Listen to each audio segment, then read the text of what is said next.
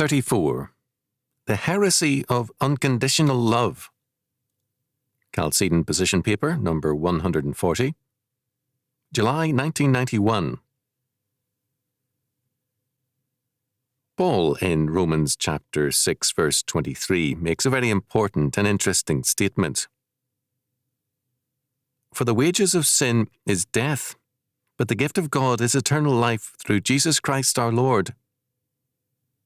This is commonly misread and misinterpreted to mean that the punishment for sin is death, whereas Paul tells us that it is sin's wages or salary. We receive a grim pay, death, for sin. Now, God's law is very specific about wages. According to Leviticus chapter 19, verse 13, and Deuteronomy chapter 24, verses 14 and 15, God's law is very strict about prompt payment in terms of an agreed salary. Paul tells us that God lives by his law. He pays us off for our sins according to his contracted or covenant law word. Because God's relationship with mankind is covenantal, and his law gives us the terms of the contract, there is no escaping its terms. All men, within and without the church, are paid in terms of it. James, the brother of our Lord, tells the church that wars and fightings, amongst them, come from their sins and will lead to God's judgment or payoff. James chapter 4, verses 1 to 4. Men who pray for peace when sin abounds are praying falsely and for their own judgment. They should pray for peace with God, without which men cannot be at peace with one another. Paul, in 1 Timothy chapter 2, verses 1 to 4, asks that we pray for rulers and all who are in authority. This is a sadly abused text. Does it require us to say, God bless the governor, president, or prime minister, when they are evil and ungodly men who favour abortion, homosexuality, and other evils? Are not such prayers asking that sin be blessed? Paul tells us in verse 4 the purpose of praying for all such authorities. God will have all men to be saved and to come unto the knowledge of the truth. Thus, we should pray for their salvation or for their judgment, that Christ's kingdom be advanced. God, by his sovereign grace, with no merit nor good thing on our part, redeems us and makes us members of his covenant. A covenant is a contract or a treaty. It is always conditional upon faithfulness or obedience.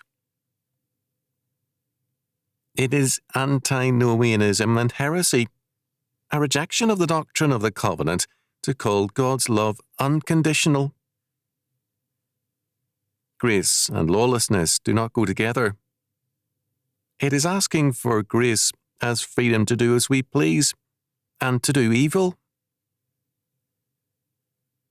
Such thinking is very much with us. As covenantalism declined in the church, and as antinomianism replaced it, the world rejoiced and carried to its logical ends this evil doctrine of unconditional love. It became wrong to call evil people what they were. Supposedly they had a good heart, whatever sins they committed. Our Lord calls this the doctrine of false prophets and ravening wolves, to deny the relationship between the heart and the actions of a man, between a tree and its fruits. Matthew chapter 7, verses 15 to 20. We can always know them by their fruit. But people want God and life on their terms. Edna St. Vincent Millay, one of this century's most gifted poets, expressed this ungodly faith in the opening line of Muraturus. If I could have two things in one, the peace of the grave and the light of the sun. This is a common hope. The irresponsibility and the peace of death, and all the privileges of life, with no drawbacks. I recall a flagrantly adulterous woman who insisted that, if her husband truly loved her, his love would be unconditional. It would allow her the freedom to be herself. This is what people are telling God when they speak of his unconditional love.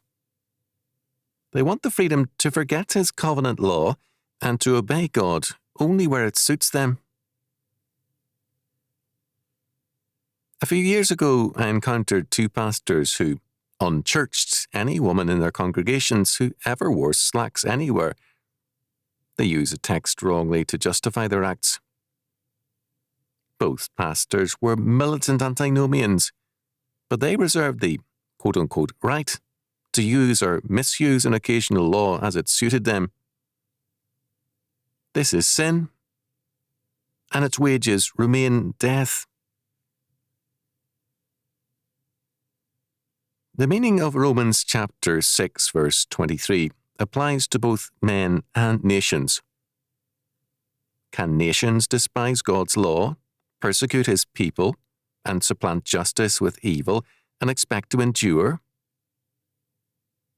Without repentance and obedience, greater wars will come, and cities will disappear all over the world, as well as here.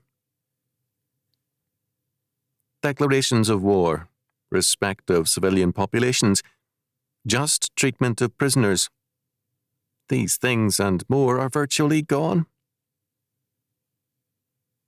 We may see, as some believe, unmarked plains without any declaration of war, obliterating cities and peoples they hate. And why not? Without God, all things are possible, as Dostoevsky predicted.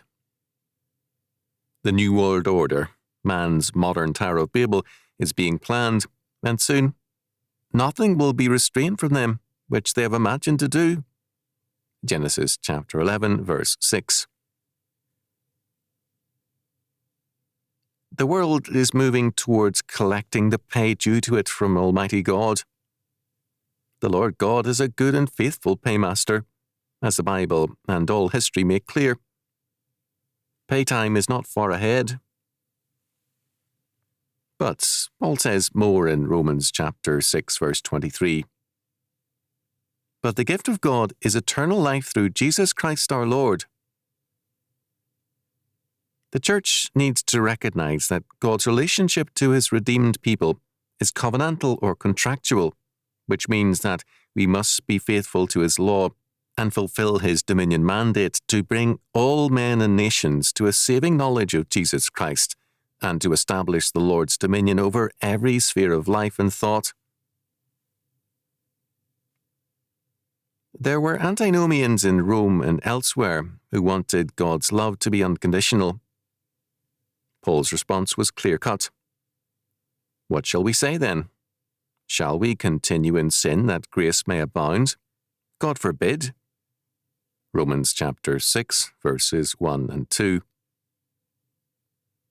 There are many churchmen who insist on God's unconditional love for Israel in spite of its unbelief. What they are also insisting upon is God's unconditional love for themselves, despite their heresies, sins, and arrogances. While we were yet sinners, Christ died for us. Romans chapter 5, verse 8. But not to give us license to continue in sin. The doctrine of unconditional love is antinomianism, and it is heresy. It binds God, but not man. God must go on loving such people, whatever they do. But men are not bound to obey God, or even to believe in him, according to R.B. Theme, AJ 10 Pass, The Lordship of Christ, pages 19 and 20.